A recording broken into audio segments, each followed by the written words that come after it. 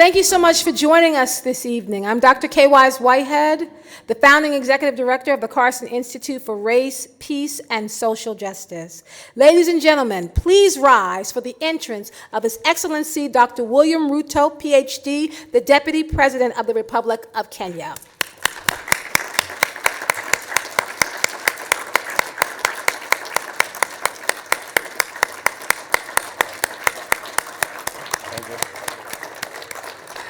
And would you also please greet his wife, Her Excellency, Rachel Ruto, the Second Lady of the Republic of Kenya. Thank you. You may be seated. I would now like to welcome Dr. Rodney Parker to the stage.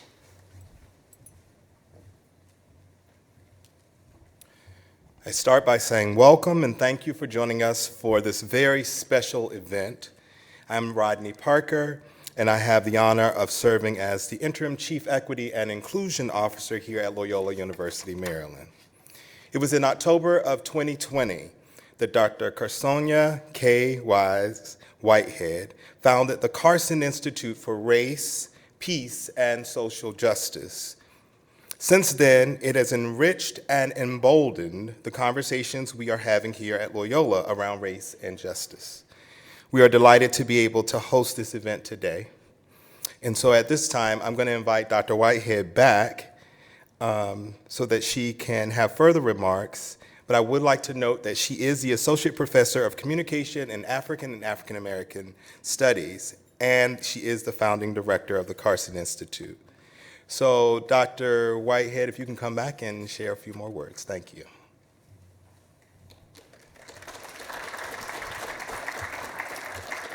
Thank you, Dr. Parker. It was 1 year ago during the COVID quarantine when we launched the Karson Institute.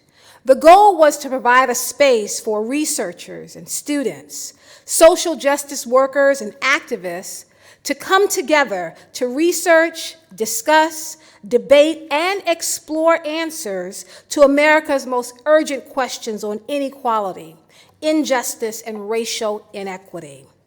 At the time, we were focused on issues that happened within our borders. But as we celebrated our 1-year anniversary, my goal was for the Karson Institute to become an internationally recognized and respected authority on teaching and discussing important issues that impact the globe. I wanted us to be inwardly focused as we continue to challenge our students to think and talk about racism, injustice, and about our collective responsibility to dismantle these systems of oppression. But I also wanted us to be outwardly focused as we look to challenge everyone around us to engage in these conversations with us. I wanted us to think beyond our borders and start talking about what peace and social justice look like in places like Palestine or Haiti, Afghanistan, Ukraine, or Kenya. These are difficult moments, and we are committed to providing a space to dive into these type of issues, the issues that deal with humanity and peace around the globe. We choose not to shy away from the difficult conversations, but we choose to step into them. We believe that these types of conversations are the ones our students should be engaged in. We should be leading the way. We should be rising up the next generation of leaders to challenge us and to push us to go farther than we've ever gone before. We should be thinking about how complicated the world is. Peace is not complicated. Even though the work to define it, the work to establish it, and the work to hold it is. Peace is not complicated, but people are. And the work that we do at the Karson Institute is to push people to think about peace. 3 weeks ago, we had an opportunity to be in conversation with Reverend Tutu, Bishop Desmond Tutu's daughter, reached out to the Karson Institute for a conversation on peace and social justice. I thought at that time that was as high as we could go. 3 weeks later, here we are, in communication and in conversation with the Deputy President of the Republic of Kenya, my adopted home, and Her Excellency, that we have opened up this campus And we have opened up this city in ways we could have never dreamed of. But if anyone is going to be a leader, it's the Karson Institute here at Loyola University, Maryland. Tonight, we invite you to join us in conversation. Once our deputy president speaks, we will have an opportunity to do questions and answers. We will take questions from the audience, we'll take questions from our Twitter feed, and we'll take questions from our email address. And now I have the honor of introducing again for a second time today, the 25th president of Loyola University, Maryland, Terrence M. Sawyer.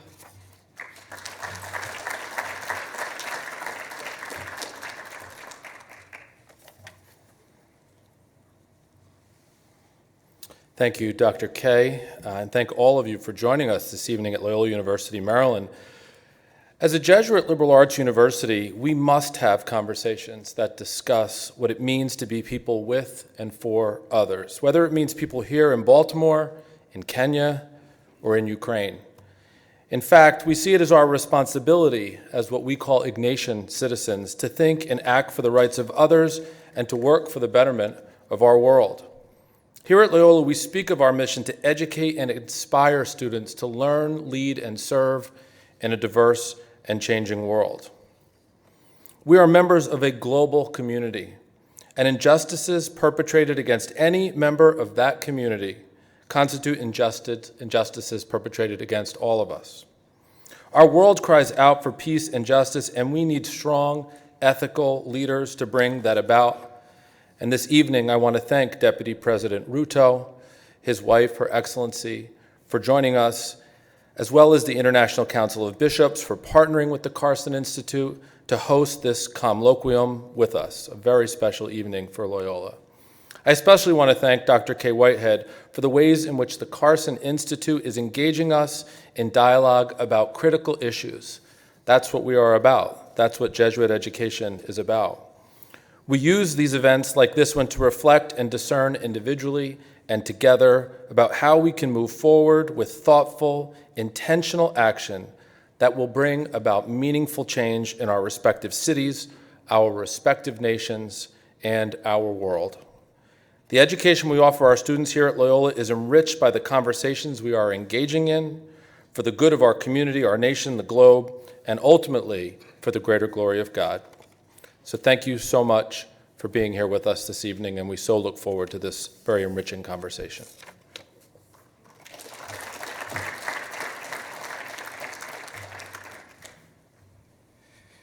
So thank you, President Sawyer. I would like to invite Councilman Z.K. Cohen of the 1st District to come forward to bring greetings on behalf of Mayor Brandon Scott in Baltimore City.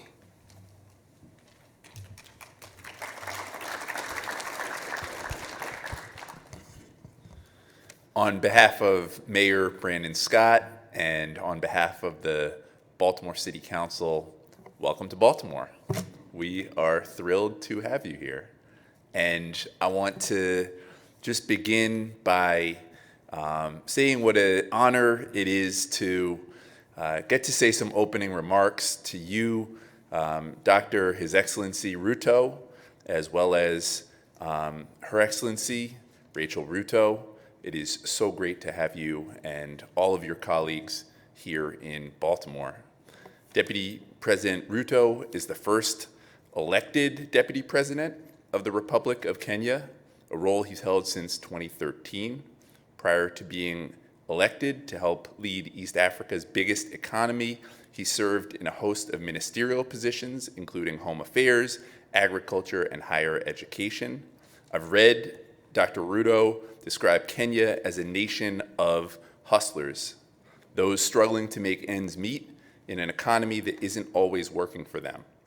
So it is fitting to me that he would choose as one of his first stops on his tour in America, the city of Baltimore, which is, I think we can all agree, also a city of hustlers, and one of the most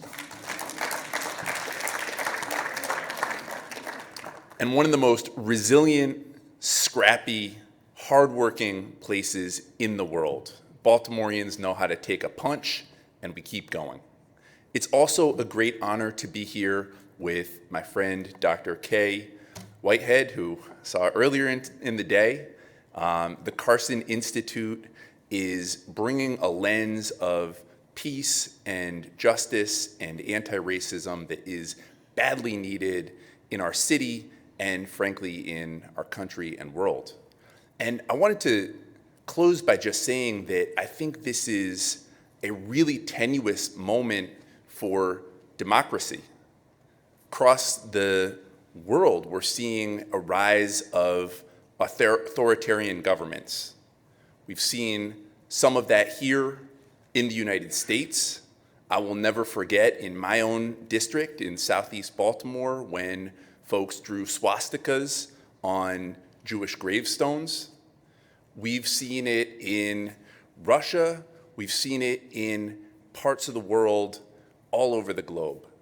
And so it is so critically important that right here at home, we foster dialogue and we instill the best of our values, which is to have folks from other nations come and join us, engage in open conversation. That is, to me, what is going to save democracy in both the United States and across our globe. So again, it is a great honor to be with you all here tonight. Thank you so much for having me, and I can't wait to hear from you, and thank you so much.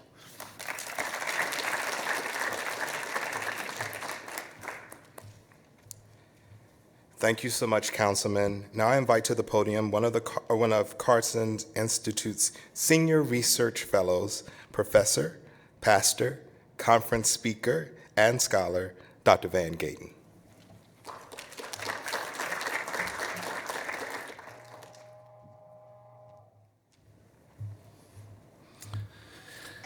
Good evening, everyone. His Excellency, Her Excellency, it's so wonderful to have you here. To the International College of Bishops, to all the students, and to Dr. K, our leader at Karson Institute.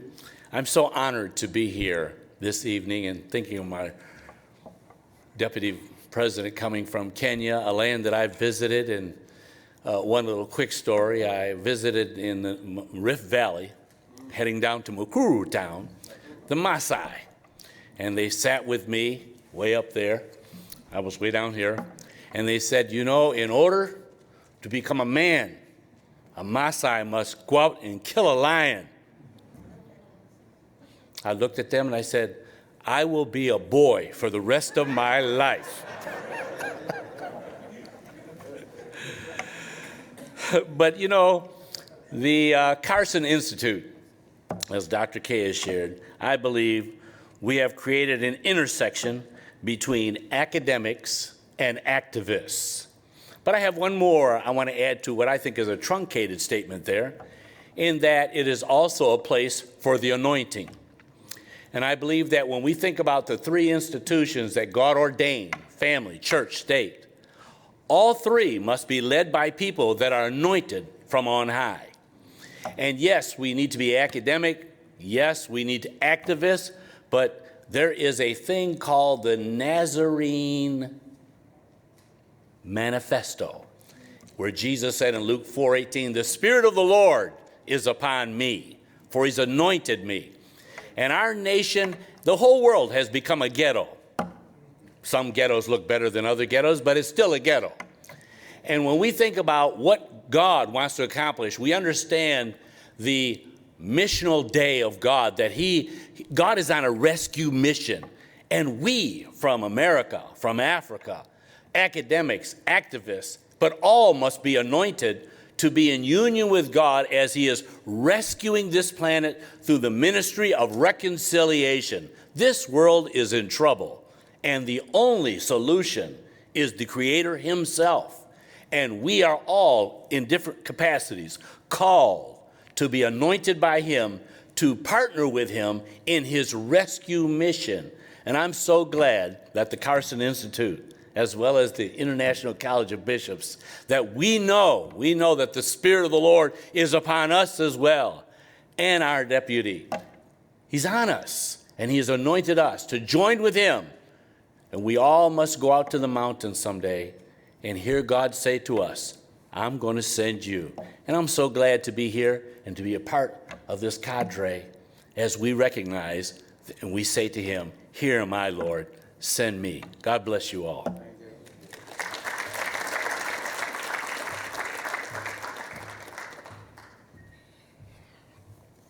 Thank you, Dr. Van Gaten. It's clear that he is a preacher. Amen. Amen. When Dr. Whitehead founded the Karson Institute, she chose to name it for the man you are about to meet, her father, Karson, Eugene Wise Sr. Bishop Wise is pastor emeritus of New Bethany Baptist Church in Washington, D.C. He pastored for 27 years and has been a lifelong member of the NAACP and participated in civil disobedience demonstrations. He served for 6 years in the Air Force, met the Reverend Martin Luther King Jr., and is joining us today to offer greetings on behalf of the International Conference of Bishops. Please join me in giving a warm welcome to Bishop Karson Wise Sr.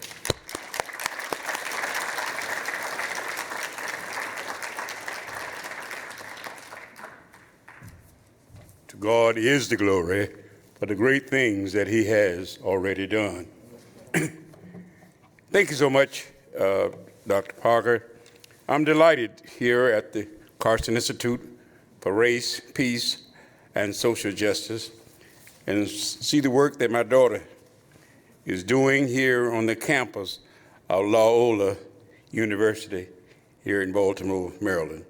As I think about the work that we have done to advance peace and think about social justice around the country, it is more important now than ever to make the space to have these types of conversations.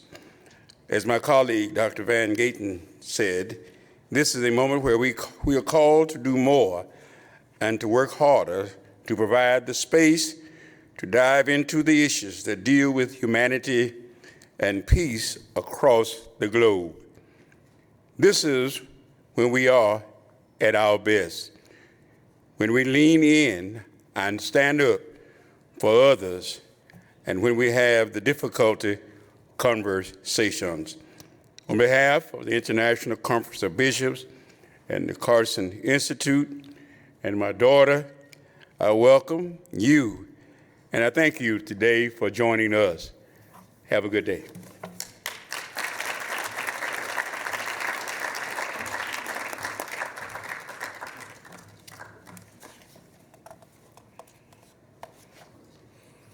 So as we poise ourselves for this conversation, I now invite Archbishop Sterling Lance to come forward to introduce our distinguished speaker this evening.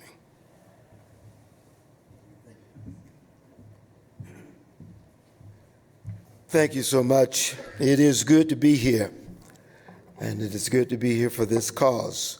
As I prepare to bring up our distinguished Deputy President, who I'm praying that soon will become President, I'd like to share with you. Well, that means it's more than just me.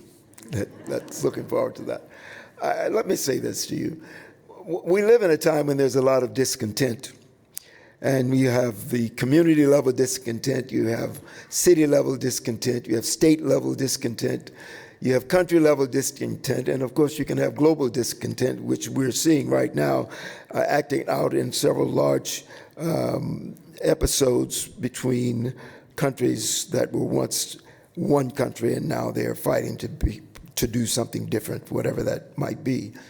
But be that as it may, it's still discontent. And I discovered something that I want to share in bringing this man up.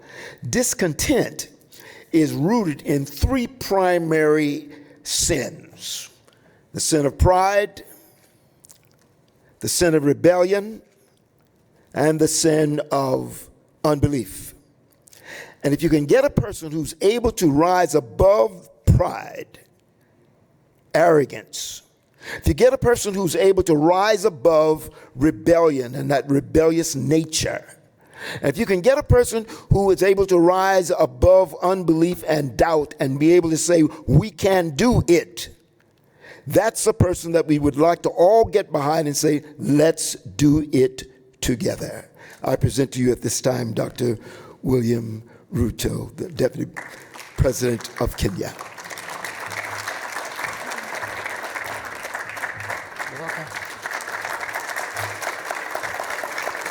Thank you very much. Thank you very much. Let's take our seats. I don't know whether to say good morning, good evening.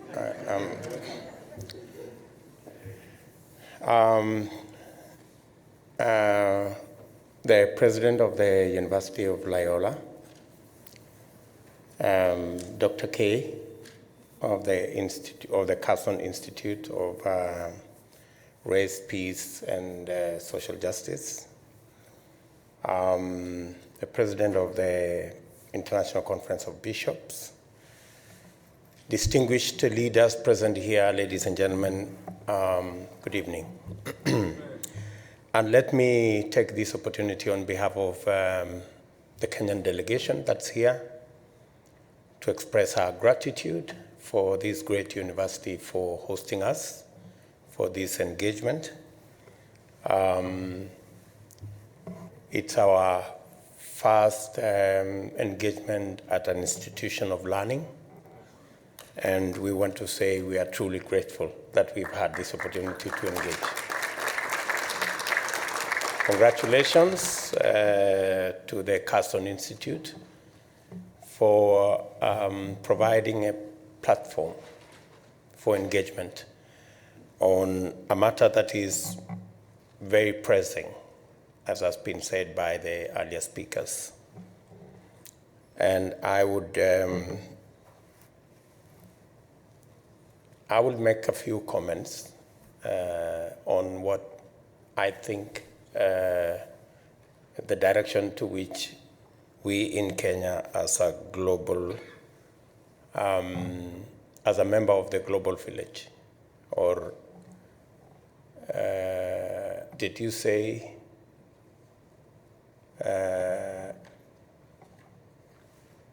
something to the effect that we are all in a neighborhood that one resembles the other? I don't want to use the word you used earlier. I'm not as courageous as you.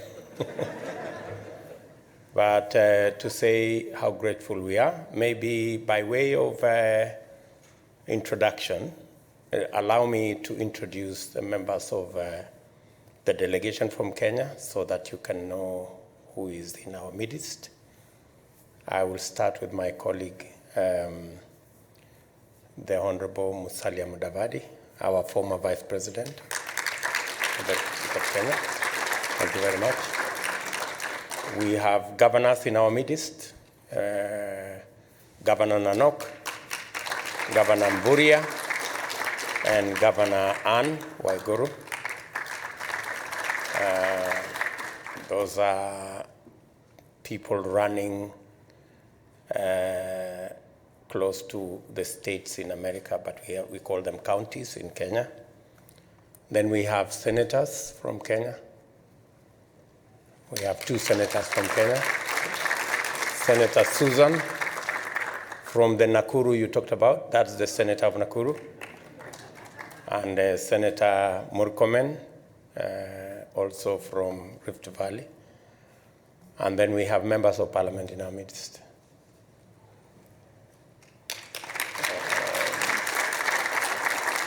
We have Aden Duale, is our former leader of majority in parliament.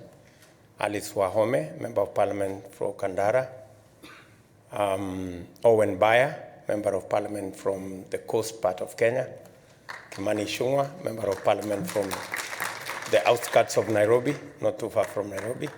Soiban Tuya, actually she's a Maasai. The Maasai you are, she's not very tall though. Yeah, and then Adagala Beatrice from the western part of Kenya. Thank you. I think we have other officials in our midst. Let's just say the rest of the officials from Kenya, can you stand up? Yeah, those are members of our delegation. Thank you very much, ladies and gentlemen. So thank you very much for welcoming us into this university. Again, I want to thank all of you. They normally say peace is not necessarily the absence of war. It's much more than the absence of war. And it is our belief as a nation, as Kenya, and being a member of the global village, that we do our part in making sure that we live in a peaceful world doesn't have prejudice over race or color or religion or where somebody comes from. And that informs our past and present. We have, as has been said by somebody here, a nexus between the church, the state, and our development. Kenya has a lot of gratitude to the church. We have a long history of relationship as a nation with the church. So that you may know, almost 20% of all our health facilities are church-based, or they are run by church-based institutions. And almost 30% of all our schools are actually run by religious institutions. And let me say our first two presidents are products of church institutions. They were mentored, they went to school because of the church. And therefore we have a solid relationship with the church. And even in our politics, you will find that along the way, you will find the Ufungamano initiative as we worked on the push for a new constitution. And that was largely a faith-led engagement as we sought for a new constitution for our country. And so we have a solid relationship as a nation with the church. And so do I find in this great institution that there is an interface of faith and education, and that's the solid basis upon which this institution is built. I have had occasion to meet many, as has been said here, of the reverends who've come to Kenya, of the bishops who've come to Kenya, and they have been part and parcel of the achievements we've made as a nation, and their contribution cannot go without mention. We truly are grateful to the initiatives the bishops have done in our country. Let me say that our mission to America this time around, we have meetings with government officials later beginning from tomorrow to discuss the future of our country and to discuss what we as a country and this great nation of America can share in terms of democracy, development, and the whole array of matters in that space. We believe that we have lessons to learn from this great land of the free, or so we call it. And you inspire us as Kenyans to also claim our space and be free from the many trappings that in the journey of making a nation become part of the struggles that we have to go through. The country is deep in discussion about our democracy, the status of our democracy, the threat to our democracy, and the freedom of choice that people can choose freely without blackmail, intimidation, threats, which in the life of a nation sometimes become part of the hurdles that we have to go through. And Kenya is as resilient as this state. You have correctly said that this also looks like a state of hustlers. And and so are we. And so we are at the moment in Kenya, we are facing an election, and the matters in the election, from our opinion, are about 3 issues. In fact, the biggest issue that is on the ballot is the democracy of our nation and whether we truly have the opportunity to make free choices devoid of blackmail, threats, and intimidation.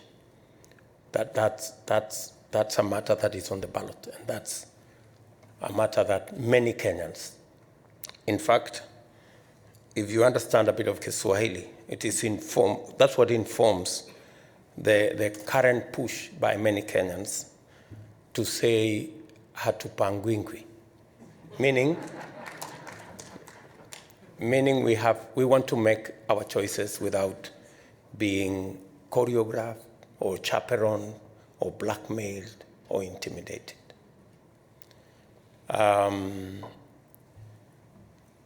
We are also going to be making choices about our economy and the democratization of our economy. There is a feeling that our economy has been captured and curtailed and brokered and become exclusionist. And that's why our push is that we must democratize our economy, make it inclusive, bring everybody on board, and ensure that nobody is left behind. And that's the push that is going to inform the elections in our country. And that comes in different forms. It comes in job creation, expanding opportunity for business, expanding opportunity for value addition, agro-processing, and all the array of interventions that would create a much more inclusive society in our nation. So we are looking forward to the partnership of friends and people of goodwill. And America has always been a partner and a friend and has stood with us during the good and the bad times, always in Kenya. And together with other members of the international community, we are looking forward to working together in that endeavor. It is said that injustice anywhere is a threat to justice everywhere.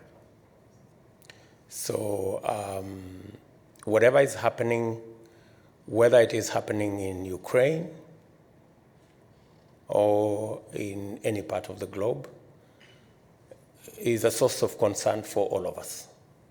And the statement that was issued by the government of Kenya at the UN for example, was laced with one of the statements that Dr. K's institute, this Karson Institute, about race. That even in a situation of war like in Ukraine, you still have people who want to practice racism, who gets rescued first, you know? And even in a situation of war, it's mind-boggling that people can still have the space to practice racism, you know? And therefore, the institute here, the Karson Institute, has some work to do. And hopefully, as members of the global village, we will play our part as people from Kenya. I do not wish to say more than that at this point. I want to say thank you very much for accommodating us in your schedule, and we are looking forward to an interaction with you people. Thank you.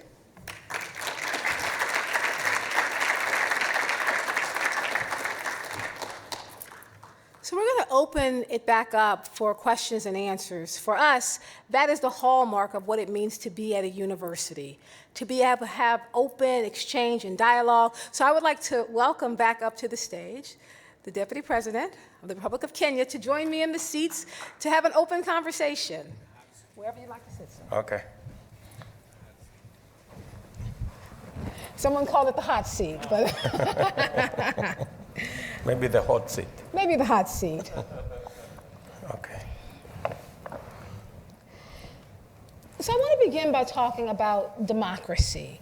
So in America, we understand that true democracy is linked to having both free press and the freedom to speak. And so I want to ask you to think about this as it pertains to Kenya. What does democracy look like there? And what is your responsibility as a deputy president to make sure it happens?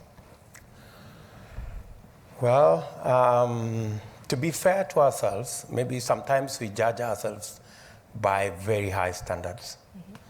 But to be fair to ourselves, Kenya is a robust democratic country with a very progressive constitution that builds into it the Bill of Rights that is progressive and that is robust in its provisions, so that there wouldn't be a lacuna for anybody to box people into a straitjacket and expect people to speak only in a certain manner. But that be as it may, you wouldn't have people who would want to play games with the rights of others to decide, to make independent decisions and to make choices that they believe are the correct choices. So regular elections is part of our forte. We will be having elections in the next 5 months, in 9th of August to be exact. And people of Kenya will make choices.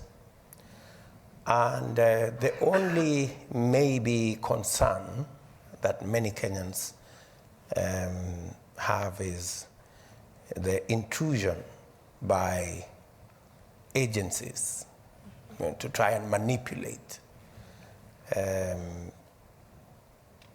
decisions of people at different levels. And the good thing is that the people of Kenya have stood very firm as against any attempts to make decisions on their behalf. Mm-hmm. There is a huge pushback, let me say, by citizens of Kenya against any attempt to choreograph the next dispensation in Kenya. And there is a lot of blackmail, intimidation, use of criminal justice system to intimidate leaders, to blackmail leaders, to ask people to vote in a certain way. But Kenya, being a very progressive and having practiced democracy for a long while, they've stood up to this blackmail and threats and intimidation. And as a leader in Kenya, I have taken the position that every citizen, and I have gone all out to protect and to speak against any attempts to try and straitjacket people into predetermined outcomes. I am very confident that the people of Kenya will prevail, that blackmail and intimidation will not prevail, and that Kenyans will make independent choices. We would have expected that we would be able to do this without all the baggage of blackmail and intimidation that is going on at the moment. But unfortunately, that's where we are. And in my position, I will do the best I can to make sure that I protect the right of every citizen to make independent choices, even if those choices are not necessarily in my favor.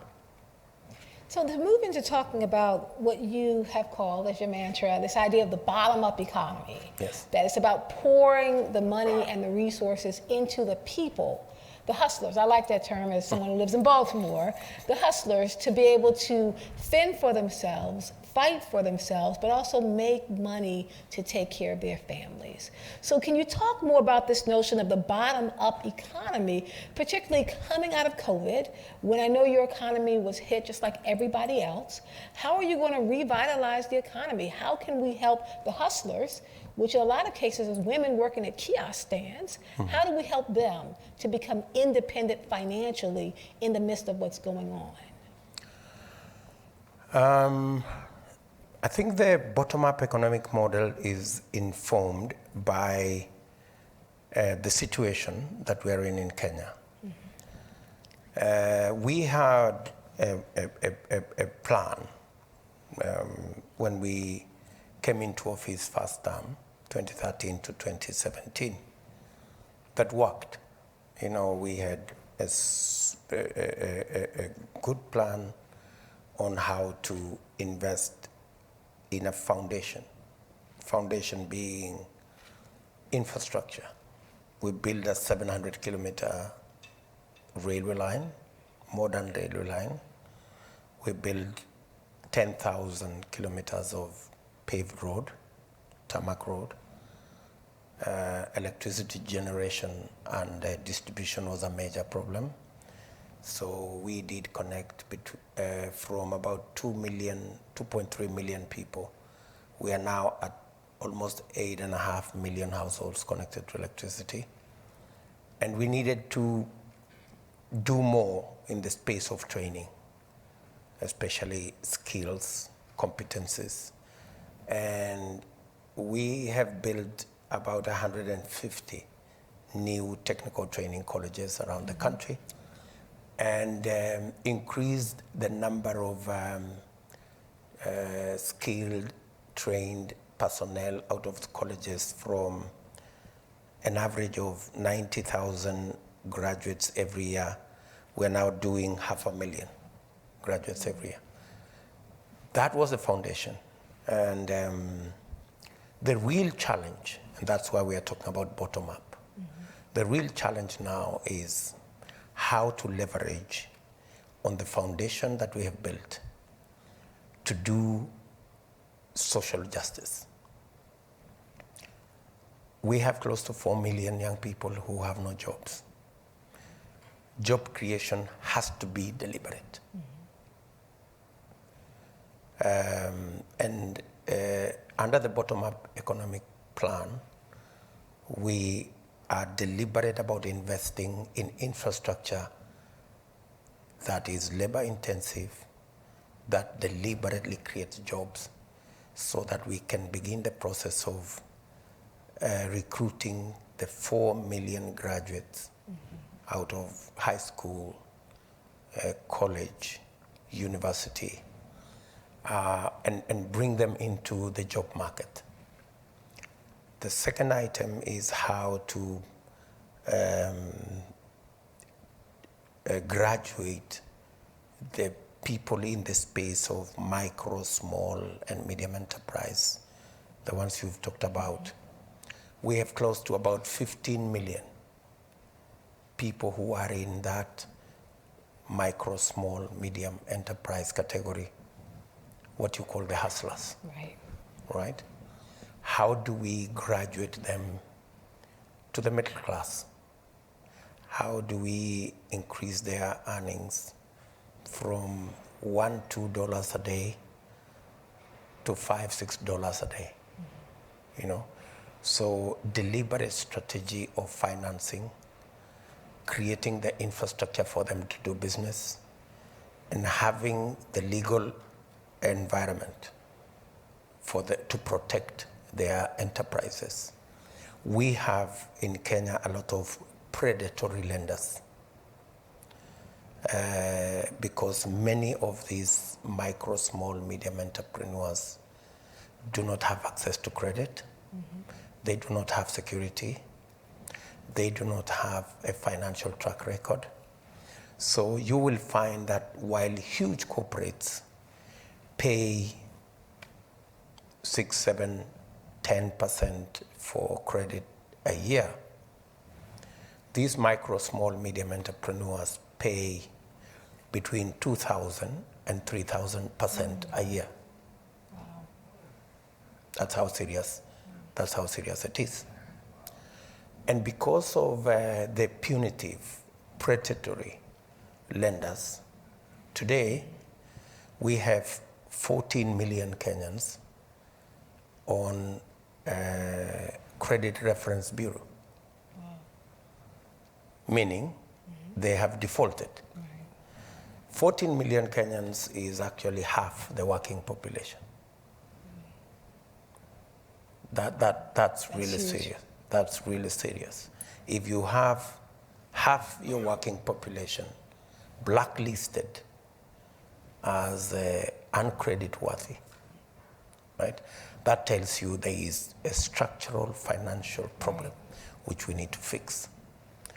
And just by fixing that environment, making sure that we build the necessary infrastructure to support the SMEs, ensure that there is a legal regime that protects their business, and thirdly, making sure that you structure a financial instrument that makes sure that these people have access to credit. We can increase the earnings of these 15 odd million hustlers, which is really half our population. We can graduate them progressively into the next level. And many of these people will do many things, from cottage industry, agro-processing, value addition, and the whole of that space. Many of them, for example, are farmers, who they are producing a liter or two of milk. The same cow with a little support can triple their productivity just by increasing the productivity of our farmers, or dairy farmers, for example, or increasing the productivity of coffee or tea or all the other crops. We can actually triple or quadruple the fortunes of a whole array of Kenyans. And that's the direction we're facing when we talk about the bottom up. So making sure that we have decent jobs, making sure that we build the capacity to support the micro, small, and medium, the people at the bottom of the pyramid. And our approach also is how to get more people on health insurance. Many of the people who are at the bottom of the pyramid cannot go to hospital because they do not have the means. Many of them wait because they have to make a decision as to whether they want to go to hospital, and because they don't have money, as they wait, their condition deteriorates. And maybe a condition that would have been done with $1 or $2 becomes $10,000, merely because a decision was not made in good time.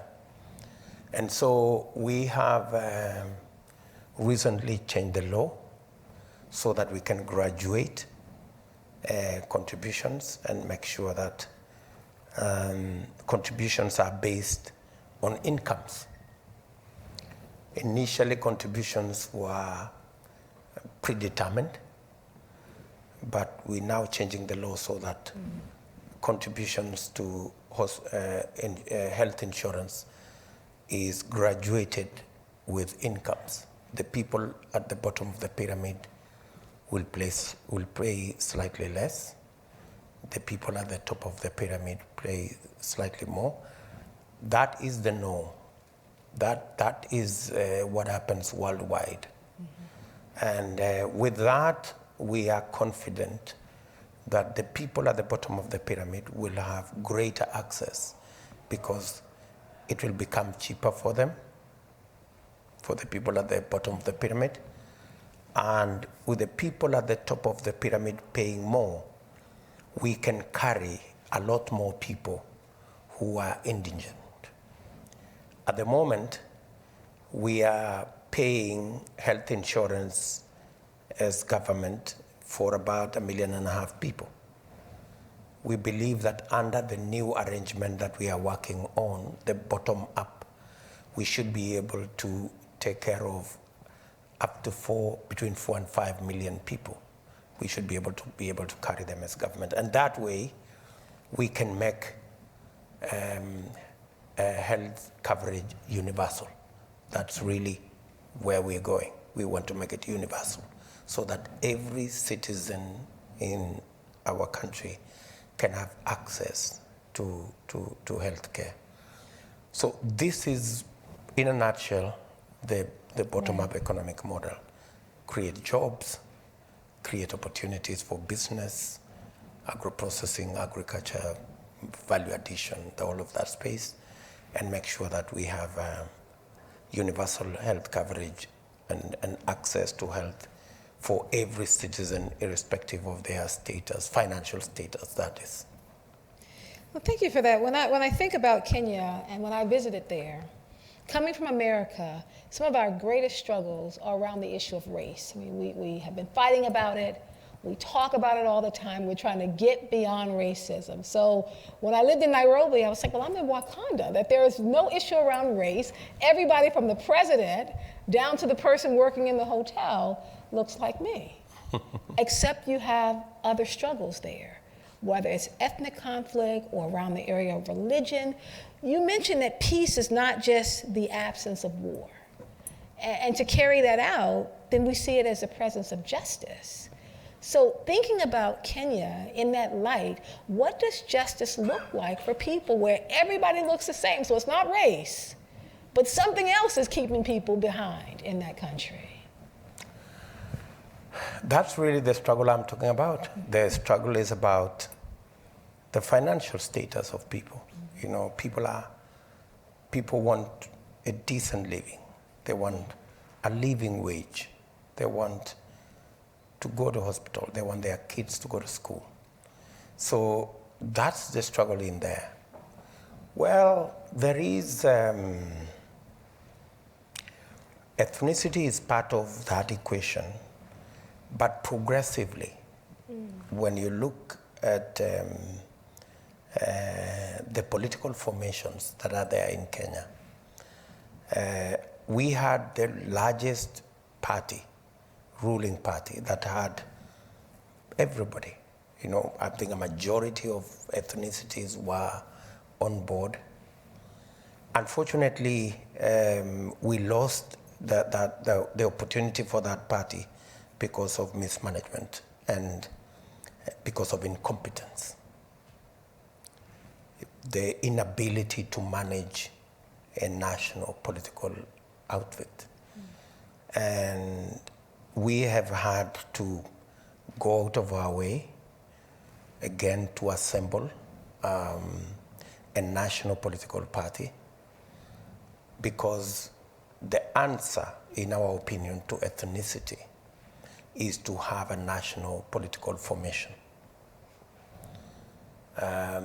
At the moment, we have managed to weave together a large political party, and we have also managed to work with other partners who share with us the same ideology. The formation that we're in at the moment is a formation of 3 political parties that have come together to try and bring the country together and to minimize the ethnicity challenge in our politics. Our competitors, unfortunately, have gone the other way.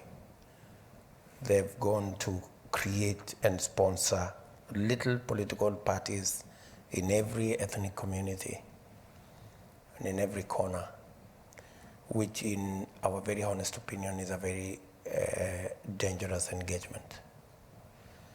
But we are very confident that we will prevail, because the people of Kenya understand full well the challenge that comes with ethnicization of politics in our nation.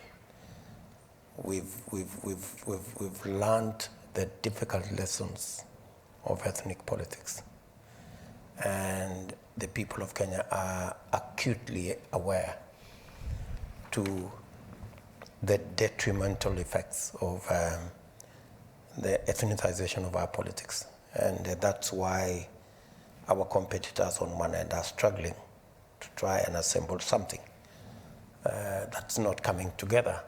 And it's because the people of Kenya have resisted the attempt to balkanize the country and to create little ethnicities all over in our political space. So if you do not have the challenge of race, human beings have the nudge to go and create other fractures, just to fracture society for whatever other reason. But I am very confident that the team that we belong to has managed to weave together a national political movement that has the capacity to bring the whole country together.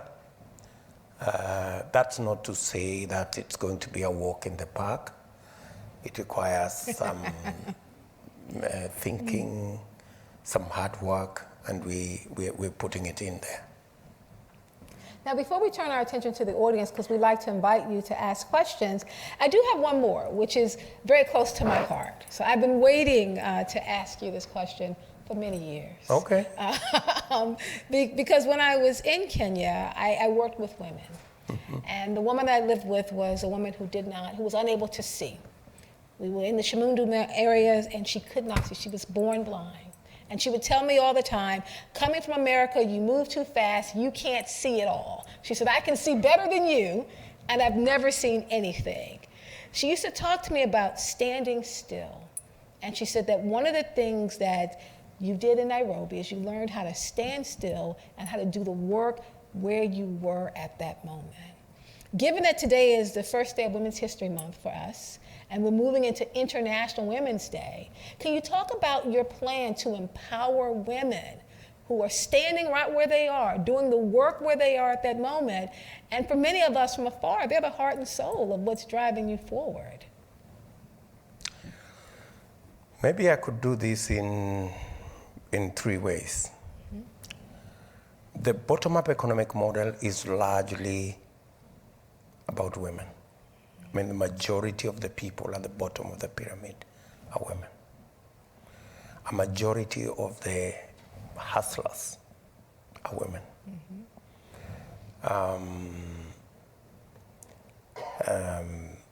So our focus on the economy is really largely maybe 60% focus on women. We are deliberate in our political organization about women and their participation. And we believe that we are the poorer without women participation. So we are deliberate about it. We make it that much more easy for women to be part of the political equation. We try as much as possible to build the capacity of women to take their rightful place at the table.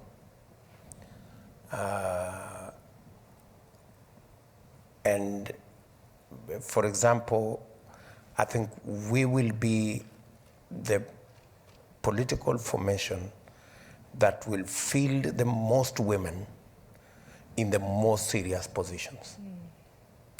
And that's not by default. It is purposeful. It's by design. Because we believe that women have not just a role to play, but their role is critical to the progress of our achievements. You know, whatever, we will achieve things more, better, faster, with the participation of women. The law is also being progressively fashioned to make it impossible to continue the age-old tradition of women playing second fiddle. The law makes it now mandatory. Our political party formations make it mandatory. And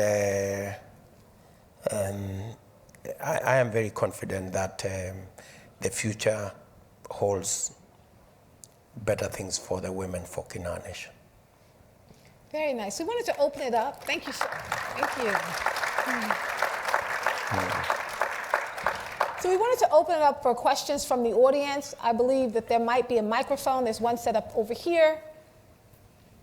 And if you want to make a line to my right, there's one set up. Thank you so much, Dr. Kelly. There's one on each side. So if you line up, I will call on you and recognize you, ask you for your question.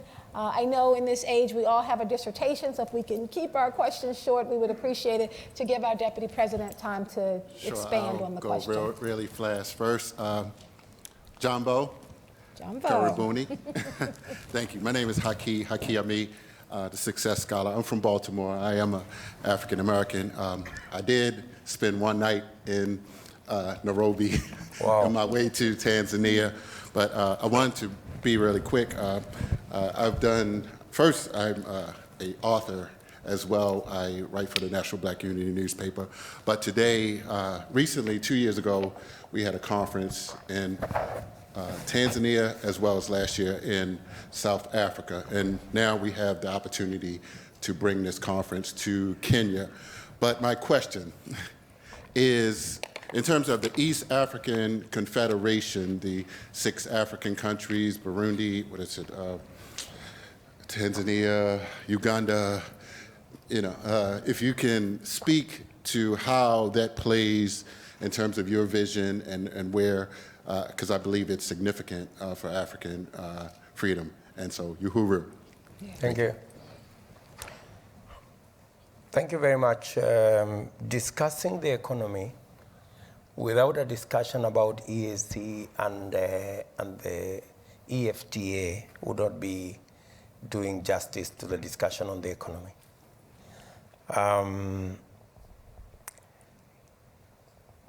The East African Confederation or East African Community that now has a population maybe 170 million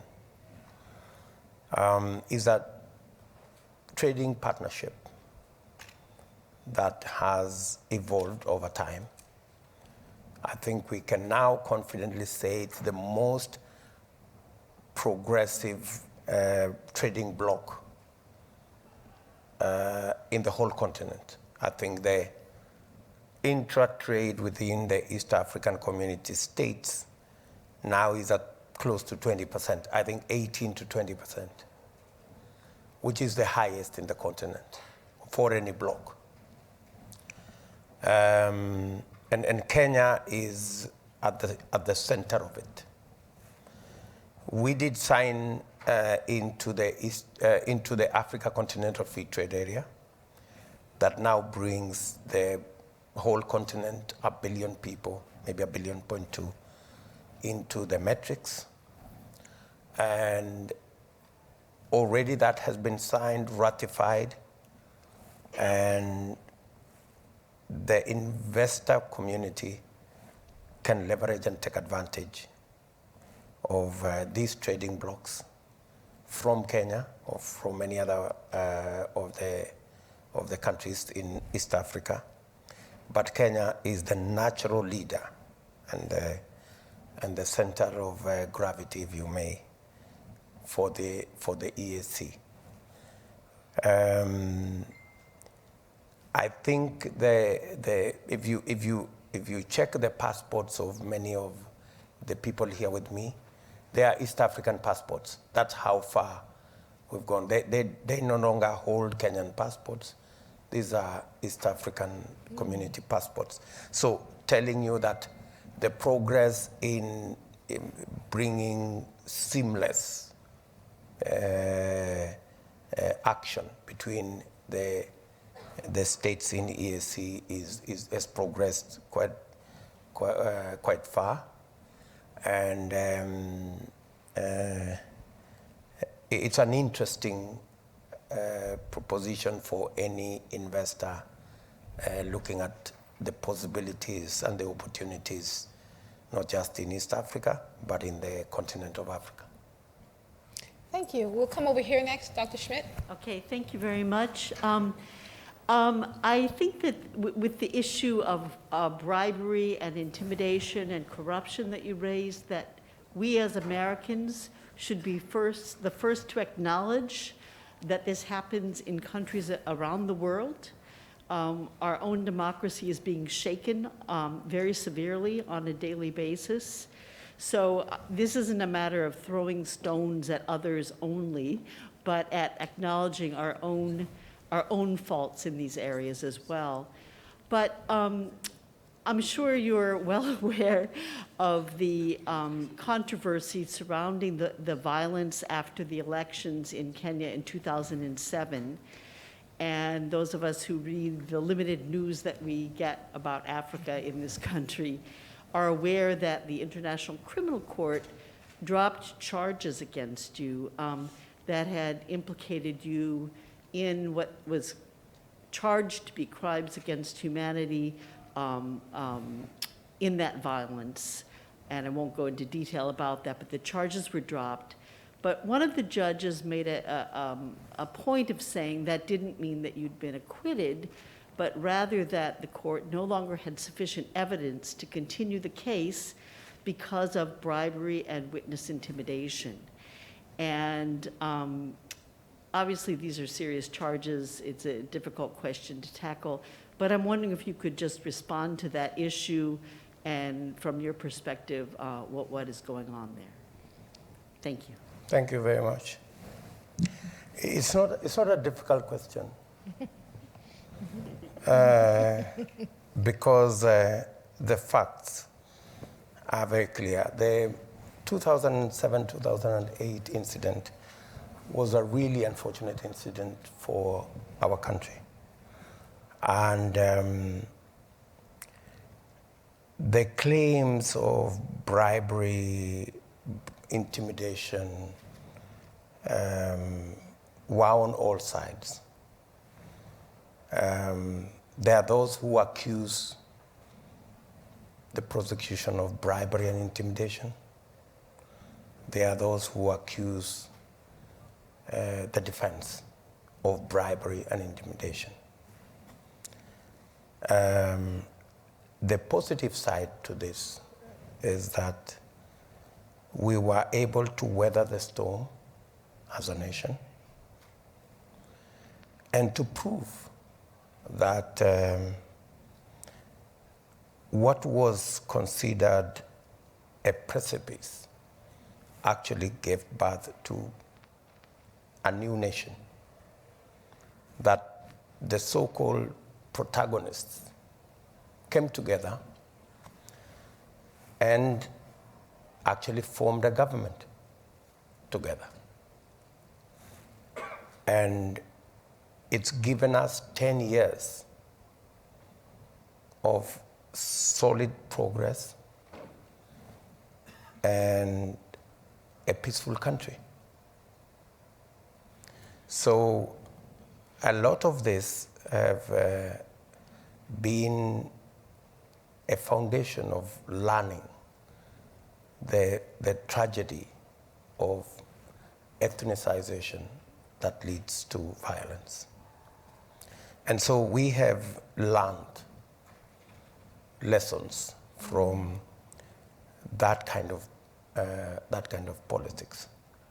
And that is why you hear me say we must not walk back to blackmail, threats, intimidation in our politics that took us to the precipice that our country almost became in 2007, 2008.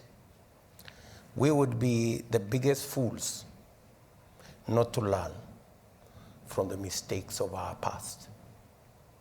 And that's precisely why we do not think anybody in our country would be attempting to repeat, so to speak, the mistakes of 2007, 2008. Thank you. Yes. Hello. My name is Honorable Simon Mbogwa, but my votes did not meet to standard. I know the politicians, they understand what I'm saying. I'm from Nakuru County. I'm privileged my senator is there. And Your Excellency, I have this question. My question is mainly, are we going to vote the people of diaspora? And again, I need you to give me an assurance, because I know we are going to win this election because I'm a UDA member. I need you to give me an assurance that I heard the other time Honorable Sabina Chege saying that they will do something, stealing the votes. I will be so bitter when I'm working so hard bringing people from Pennsylvania to Washington to register as voters, and then at the end of the day, they come to steal our votes. So I just need your assurance, sir, that nobody is going to steal our votes, and you are going to work on that. Thank you so much. On your first question, yes. There is provision, and I think there are states and countries, and they keep increasing. The capacity of the Independent Electoral and Boundaries Commission is being built so that we can have more Kenyans in the diaspora voting. There will be opportunity for people in America to vote. I wish we could make it a lot more easier for them to vote. And I think progressively and going into the future, hopefully, when we form government in August, we will have a diaspora ministry that can actually look into the issues of diaspora, their concerns, their voting rights, and all that. So, yes, there will be opportunity for people in the diaspora to vote, not to the extent that everybody will, because it is limited by capacity and by extent to which that can happen. And I think not in every country outside Kenya. I think there is a list of, I think, almost 10 countries where people can vote. But that's work in progress. I think there were 3-4 countries before. I think the IEBC will continue building that capacity. On your second item as to whether the vote will be stolen, it's part of that recklessness that I was talking to. The recklessness in because you remember the events of 2007, 2008 were premised on a stolen election. And we keep, hearing this stolen election narrative. And what we are asking is that every candidate in this election must commit that they will accept the outcome of the election. And if they query the outcome of the election, it should be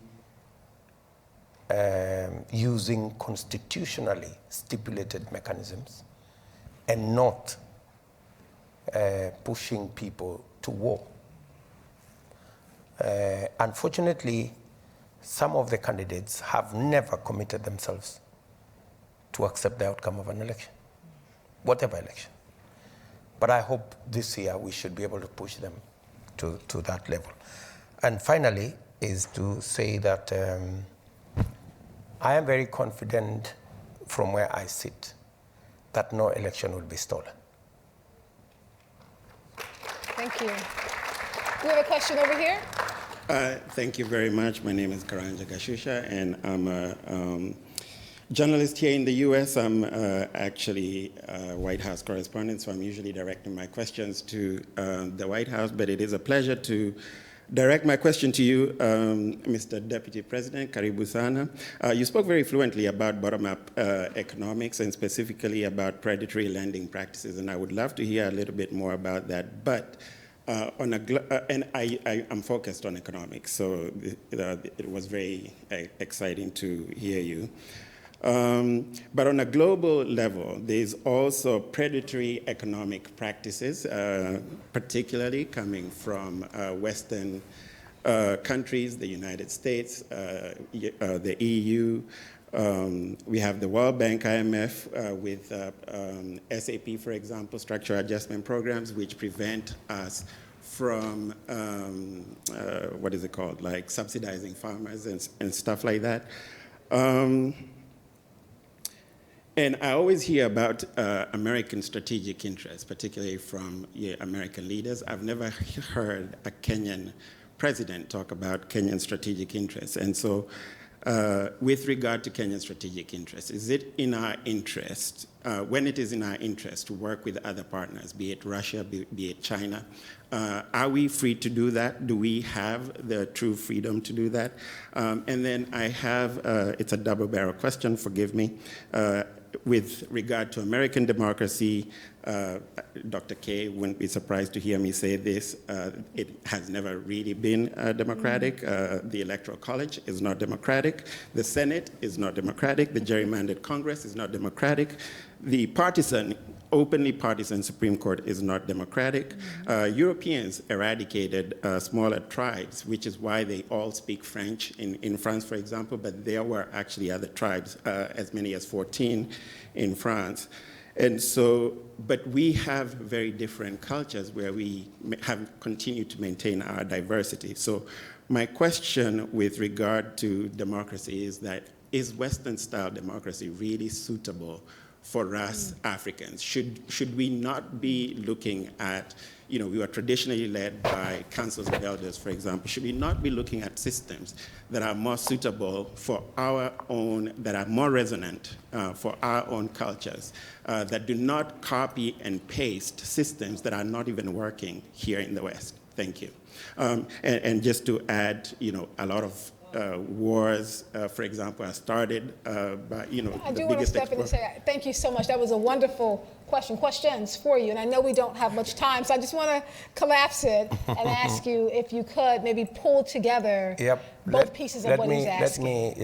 I know it's quite a bunch, but let me say just two things to what that good gentleman has said. Number one, Kenya's strategic interest is up to us, the people of Kenya, to push. We do not expect people to push our interests for us. So if Americans come with American interests, we would be fools not to come with Kenyan interests to the table. So in any case, politics is a game of interests. That is period. It's not who is your friend, it's not who is not your friend. It's your interest. You push your interests. Do we have the latitude and the space, permission to work with others? We need nobody's permission to work with China. We need nobody's permission to work with any person. And we need no permission to work with the US. So we work with the US when it is in the strategic interest of Kenya to work with the US. We work with with the EU when it is our strategic interest to work with the EU. And we work with China when it is a strategic interest for us to work with China. All we must take care of is finally, what is the Kenyan interest in there? And it is for us, the people of Kenya, to determine what our interests are. It's not necessarily what the Chinese want, or the British want, or the Americans want. That's theirs. We have our own interests, and we're a democratic country, and we can make democratic choices. And finally, on the matter as to whether the Western democracy works, I'm reminded that democracy is, I think it's a lesson in us. Democracy is the worst form of government, but nothing better has been found. Yeah. So maybe we'll just have to live with it. Well, when we find a different one that's better than this, fine. I guess we'll try that one. But for now, this is what works. Thank you. Before we go on, we only have time for 2 more questions, so I do want to step in and request that the students of Loyola University who are in line, if they could move to the front. I see Christian over here. I see a student. If our students can come forward, because part of our conversation tonight is we want to hear from our students as well. So let's leave the final space and questions, Deputy President of Republican, that's Kenya, if that's okay with you, for our students, because I want to hear what the future has to say. We'll start over here. Hi. And what year are you, so we'll know? I'm a junior here at Loyola. After researching you a bit, I found that your doctoral thesis focused on the impact of human activities on the environmental quality of riparian ecosystems. And yet, as a bottom-up billionaire, it is no doubt that you have intimately engaged with the forms of exploitation necessitated by capitalism. My first question is it possible for one to be empathically aware of the insidious nature of our human activity on natural ecosystems while remaining an active member of the capitalist system that inflicts itself most significantly on the earth? And my second question, when considering Kenyan economic interests, will you consider the many Kenyans that are still suffering as a result of the extreme levels of poverty necessitated by the disproportionate wealth distribution found in capitalist nations? Thank you. Yes. Thank you very much.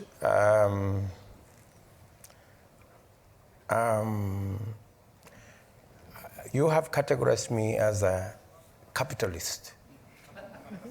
I don't know where you found I don't know where you found that.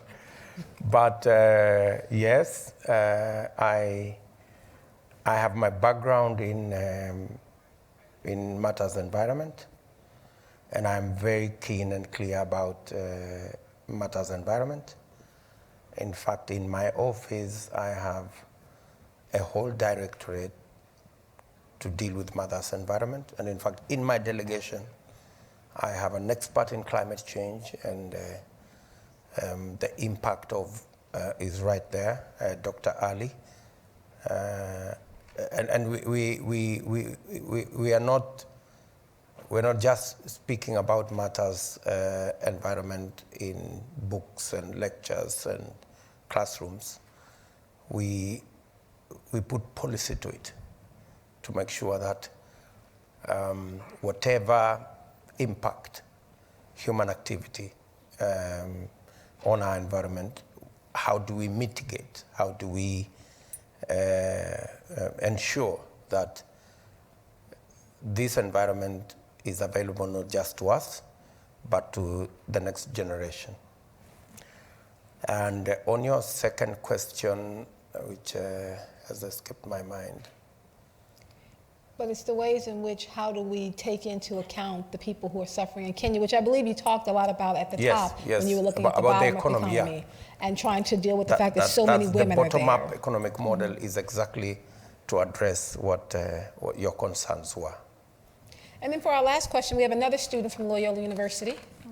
Hello, my name is Sienna. I'm a junior here at Loyola. Thank you, Your Excellency, for coming. So my question relates to your answer from Dr. Whitehead's question about women. 65% of the consumer goods in Kenya are catered towards women, and women are very important into the economy. And with the worldwide stigma of, well, women being at home and not participating in political and economic issues and decisions, I was wondering what steps need to be implemented or taken for women to participate. Thank you. Thank you. Well, it cuts both ways, you know. There is a progressive push. You know, we have affirmative. We have, for example, on one end, we have affirmative action seats.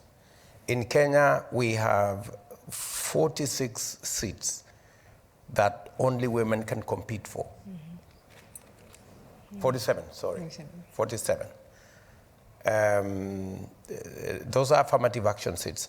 It's part of the drive to make sure that, whether they like it or not, women will be in parliament. Even if the women themselves don't want.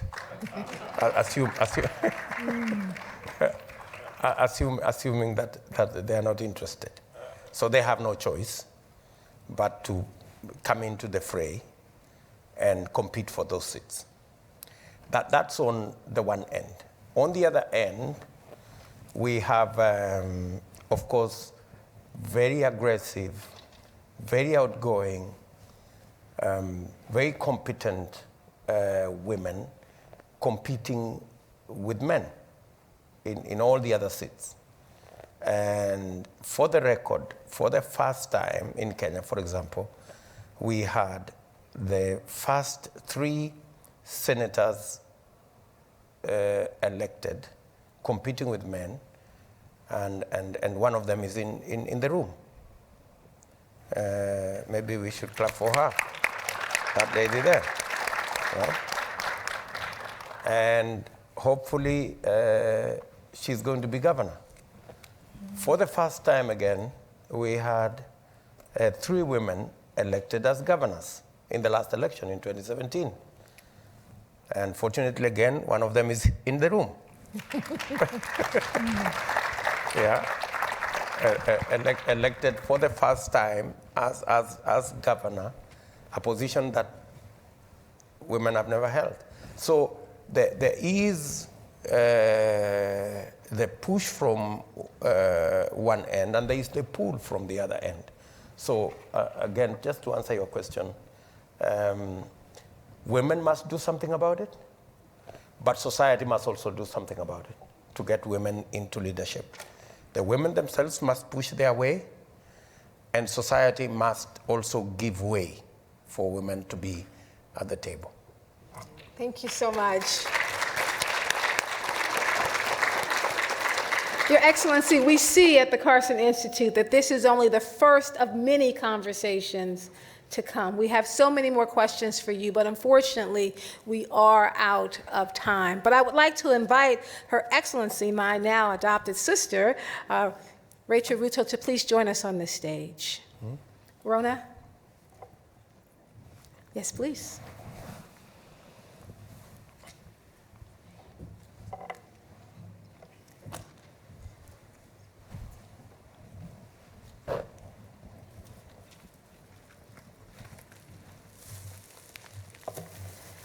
So on behalf of the Karson Institute and Loyola University of Maryland, we want to thank you for selecting our campus here in Baltimore City, a city of hustlers, Councilman Cohen, as your stop, as a place to come and engage in difficult dialogue. Thank you for being open to all questions. Thank you for blessing us with your presence. Thank you. Thank you so much.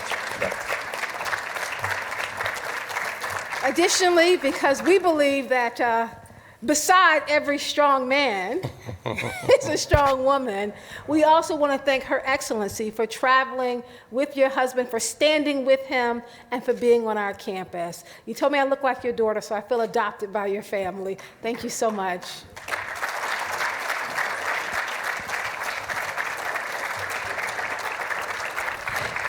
Thank you. Okay. Yes. Thank you. Oh. Please, yes, please come to the, yes. From Kenya. Oh, okay. From my delegation, and on behalf of the people of Kenya, this is a rhino. It's an endangered species, so you better look after it. Okay, thank you. Thank you. Thank you. Okay, thank you. Thank you very much. Thank you. Very kind. Thank you. Thank you.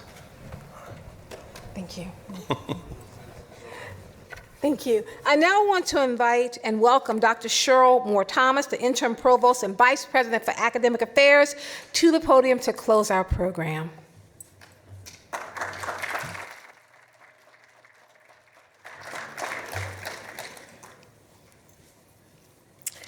Thank you very much, Dr. Whitehead, and a very special thank you to Deputy President Ruto for sharing your insights so powerfully with our community.